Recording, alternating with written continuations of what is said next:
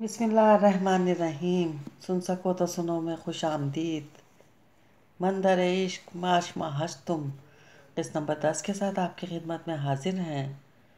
اگر آپ نے ابھی تک ہمارا چینل سبسکرائب نہیں کیا تو ہمارے چینل کو سبسکرائب کریں اور بیل آئیکن کو پریس کرنا مت بھولیے گا تاکہ آنے والی تمام اقساط آپ کو بر وقت ملتی رہیں۔ ناول کیسا لگ رہا ہے اس بارے میں اپنی رائے کا اظہار ضرور کیجیے گا تاکہ ہماری حوصلہ افزائی ہوتی رہے۔ شکریہ۔ یہ اگست کے ہی دن تھے اور یہ منظر جان ایف کینیڈی ایئرپورٹ کا تھا۔ وہ یہاں اپنے ماموں ممانی اور نانوں کے پاس گرمی کی چھٹیاں منانے آئی تھی۔ اس نے امی ابا سے وعدہ لیا تھا اگر اس کے پیپر اچھے ہوئے تو اسے نانوں کے پاس بھیجیں گے جو امریکہ رہتی تھی۔ اماں ابا شروع میں نیم رضامند تھے مگر جیسے ہی اس کے امتحان ختم ہوئے اس کے کاغذ پہلے سے بنے ہوئے تھے، بس ٹکٹ بک کروانے تھی جو کہ ماموں نے کروا دیا۔ وہ خوشی سے پاگل ہو گئی۔ بہن بھائی کے سامنے پیکنگ کرتے انہیں چڑھا رہی تھی۔ یار کہاں کہاں گھوموں گی، سوچ سوچ کے دماغ پریشان ہو گیا ہے۔ ویسے نوری تمہارے لیے کیا لاؤں؟ نوری کا دماغ پہلے سے ہی خراب تھا۔ اس کا بھی دل تھا وہ اب آپ ہی کے ساتھ چھٹیاں منانے جائے لیکن امی نے جانے نہیں دیا۔ گن لائے گا آپ؟ ارے کیوں مجھے مارو گی؟ ہائے کیسی بہن ہو۔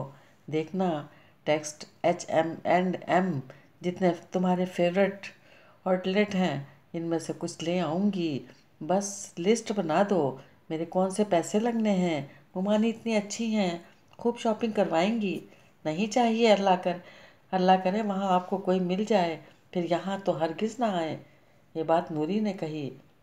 ہائے کاش مل جائے، لیکن دفع کرو، ابھی تو کھیلنے کودنے کی عمر ہے۔ مجھے سمجھ نہیں آتی، میری کلاس فیلوز کی تو کوئی عمر ہے لڑکوں کے بارے میں سوچنا، شادی بیاہ رومانس۔ ویسے تو ہو تو کوئی ہینڈسم پائلٹ ہو۔ ہاں اس سے کوئی میراثی بھی شادی نہ کرے۔ ویسے آمین ثم آمین، نوری وہیں کوئی ملے اور وہیں رہ جائے تاکہ ہماری اہمیت بھی بنے ہر وقت، بس یہ سب کی لاڈلی بنی رہتی ہے۔ تم تو جلتے ہو جل ککڑے، ویسے آپ ہی پائلٹ کیوں؟ نوری کو سمرن کی بات یاد آئی۔ یار بس پتہ نہیں کیوں کول لگتے ہیں۔ پورا جہاز چلانا بھی کوئی آسان بات ہے جس میں 1000 بندہ موجود ہو، اور پتہ نہیں بس اچھا لگتا ہے۔ اور دوسرا اگر میں اس سے شادی کروں تو مجھے جب چاہے آرام سے پلین میں بٹھائے اڑا کر لے جائے، میں کاکپٹ میں بیٹھ کر ہواؤں اور بادلوں کو قریب سے دیکھوں، وہ مجھے آگے کا منظر دکھائے۔ بس بس رانی محترمہ اپنی خواب کی دنیا سے نکلیں اور پیکنگ کریں، میرے لیے اچھی سی شاپنگ کر کے آنا ورنہ ادھر ہی بیٹھی رہنا۔ ارسل کہتا ہوا چل پڑا اور وہ اسے گھورنے لگی، پھر اونچی آواز میں بولی، اماں اپنے اس نالائق بیٹے کو سمجھائیں میرے سے بدتمیز سے بات کرے اور تم مدد کرو میری، لاؤ دو یہ چپس۔ وہ چپس کا پیکٹ کھینچ کر اسے حکم دیتی بستر پر بیٹھ گئی۔ وہ گھوڑے کو اتنا تیزی سے چلا رہا تھا کہ سامنے کھڑے اس کے بندے بھی گھبرا گئے۔ آج صلاح الدین کو کیا ہوا ہے؟ ایسے مزاج تو کبھی نہ تھے۔ پہلی بار حویلی میں ان کی دھاڑ سنی، پہلی بار سختی سے سب کے ساتھ پیش آئے، اور پہلی ہی بار ناشتے کے وقت سدرا کے سامنے زور سے پلیٹ پھینکی اور اسے جو سنائی کہ ساری لڑکیاں تائی سمیت کام گئیں۔ آغا جان جو کہ کمرے میں ناشتہ کرتے تھے انہیں بعد میں پتہ چلا، اور تایا اور لڑکے گھر میں نہیں تھے۔ تائی بھی اس کے غصے کو دیکھ کر گھبرا گئیں۔ اور یہ دوپٹہ کیوں اترا ہوا ہے تمہارا؟ گھر کے قاعدے قانون بھول گئی ہو یا میں یاد دلاؤں؟ وہ ہیرا کو بولا جو دوپٹہ کبھی سرے سے لیتی ہی نہیں تھی۔ ہاں جب آغا جان یا کوئی غیر سامنے ہوتا تو مجبوراً لے لیتی، اور سب کو جھٹکا لگا۔ صلاح الدین اتنا لبرل تھا، اسے کبھی فرق نہیں پڑتا تھا، تو اس کے لیے سب برابر احترام کے قابل تھے، لیکن آج بالکل مختلف لگ رہا تھا۔ ہیرا کو غصہ تو سخت آیا لیکن تائی کی نظروں پر اسے مجبوراً لینا پڑا۔ اور ایسا ناشتہ تو بنا دیا مگر میرا لنچ خراب ہوا، مائنڈ اٹ، میں ہر لحاظ نہیں کروں گا۔ اور تم نے کپڑے استری کیے میرے؟ صلاح الدین کیا ہو گیا ہے تمہیں؟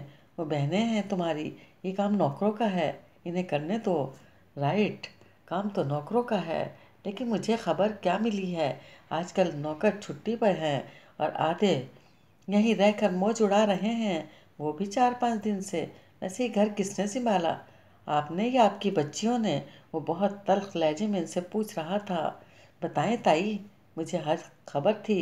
میری ماں کے پاس مت بھاگیے گا اور نہ ہی اس کے پاس جائیے گا۔ اس کا میرے سے تعلق نہیں ہے، تو آپ سب سے بھی کوئی تعلق نہیں ہے۔ ہم نے تو اسے دیکھا بھی نہیں۔ ہم نے اپنے گھر پر منحوسیت تھوڑی پھیلانی ہے۔ بس وہ بدتمیزی کرنے لگی، تھوڑی سی سزا دے دی، اور اب تک تو اسے کچھ نہیں کہا، بس پہلے دن سنایا تھا۔ میں نے آپ سے پوچھا اس کے بارے میں، صلاح الدین ایک بار پھر بولا۔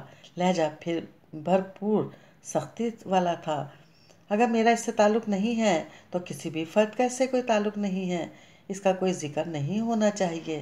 اور رہی بات نوکروں کو کب چھٹی دی ہے، اور اگر چھٹی دی ہے تو فوراً بلائیں انہیں اور ان سے اپنے کام کروائیں، کیونکہ میرے اگر بہت سے کام رک گئے تو سب کی خیر نہیں۔ وہ کہتے ہوئے چل پڑا اور ساری لڑکیوں کا دل کیا اس سمرن کا ریشہ ریشہ کر دیں، اور وہ بیچاری بخار میں بے ہوش، معلوم نہیں اس کے لیے لڑ رہا ہے، اس کی ڈھال بن کر کھڑا ہے، اور وہ ابھی بھی بے خبر تھی۔ ذرا اس کو ڈھونڈو، کدھر دفن ہوئی ہے؟ میرے خیال میں ضرور اس کوئلی کے پاس گئی ہوگی۔ آئی ہمدرد بننے، دل تو کر رہا ہے اس کو ختم کر دوں۔ وہ نفرت سے کہتے ہوئے بستر پر بیٹھی تھیں، ساتھ میں ہیرا ان کی ٹانگیں دبا رہی تھی۔ یہ صلاح الدین تو آج اتنے غصے میں تھے، انہیں تو کبھی غصہ ہی نہیں آیا۔ آج اس لڑکی کی خاطر، کیا لڑکی مجھ سے بھی زیادہ پیاری ہے؟ چپ کرو، وہ ایسا شخص نہیں ہے، بس ہمدردی دل میں بھری ہے، اپنی ماں کی طرح، ورنہ تمہارا اس موئی کا کیا مقابلہ؟ تم بنو گی صلاح الدین کی دلہن۔ وہ پیار سے دیکھتے ہوئے کہنے لگیں، لیکن ان کی سوچ ابھی تک صلاح الدین کے رویے پر مرکوز تھی۔ وہ تقریباً 15 منٹ سے تیز رفتاری سے گھوڑا چلا رہا تھا۔ اس نے ایک بار بھی لگام سے روکنے کی کوشش نہ کی اور نہ ہی رفتار کم کی۔ اس پر جنون سوار تھا۔ آغا جی گراؤنڈ کی طرف آئے اور اسے دیکھنے لگے، جو کافی دور تک لے گیا تھا۔ آج انہیں ساری خبر ملی تھی، اور صلاح الدین کا رویہ ان کے لیے پریشان کن تھا، کیونکہ وہ ایسا کبھی نہیں تھا۔ آج ایک لڑکی کے سلوک پر اتنا ریئیکٹ، اتنا تو اس نے اپنی ماں کے وقت نہیں کیا تھا، اور آج ایک اندیکھی انجانی سی لڑکی کے لیے اتنا غصہ، کچھ تو گڑبڑ تھی۔ صلاح الدین اس طرف آیا تو آغا جی کو دیکھ کر اس نے تیزی سے لگام گھوڑے کو روکا، ورنہ گھوڑے نے سیدھا آغا جان کے کپڑے گرد سے خراب کر دینے تھے۔ اس نے گھوڑا روک دیا، مگر ایک بار بھی آغا جان کی طرف نہیں دیکھا۔ خان ناراض ہو؟ آغا جان نے سپاٹ لہجے میں کہا۔ صلاح الدین کاٹھی سے اترا اور گھوڑے کی طرف مڑ کر اس کی پشت پر ہاتھ پھیر کر ملازم کو اشارہ کیا کہ اب اسے لے جائیے۔ دین بات کر رہا ہوں میں تم سے، بولیے آغا جان، سن رہا ہوں میں۔ تم ناراض ہو؟ وہ تصدیق چاہ رہے تھے۔ نہیں، میں نے بھلا کیوں ناراض ہونا ہے؟ تو آج اتنا غصہ کیوں چڑھا ہے، جبکہ میرے دین کو غصہ نہیں آتا؟ انسان ہوں، غصہ آ جاتا ہے۔ وہ اپنی جینز کی جیب میں ہاتھ ڈال کر ادھر ادھر دیکھنے لگا، مگر وہ آغا جان کو نہیں دیکھ رہا تھا۔ تم اس لڑکی سے ملے کیا؟ وہ اب کی بار اس کی طرف دیکھنے لگا، ان کی طرف دیکھنے لگا۔ سب سے پہلی بات، وہ اس لڑکی کو اب رہنے کیوں نہیں دیتے؟ زندگی اس کی قید کر دی آپ نے، وہ کہیں نہیں جائے گی مورے کی طرح۔ اس لیے please stop it, it's and request. اچھا ایک بات بتائیں، ویسے سمرن پر ظلم کرنے سے ہادی واپس آ جائے گا؟ اگر ایسا ہے تو آپ اپنے پستول نکالیں اور خون کا بدلہ خون کر دیں، حساب برابر۔ غیر انسانی سلوک ہرگز برداشت نہیں کروں گا۔ تو خبیث کی بچی تمہارے پاس آئی تھی، وہ دھاڑے۔ صلاح الدین کا چہرہ سرخ ہو گیا۔ لینگویج آغا جان، وہ اس سے زیادہ تیزی سے بولا۔ آغا جان کو جھٹکا لگا۔ صلاح الدین فی الحال مزید کوئی بات نہیں کرنا چاہتا تھا، کیونکہ اس کی تربیت اسے اجازت نہیں دے رہی تھی کہ وہ بڑوں سے بدتمیزی کرے، اس لیے تیزی سے چل پڑا۔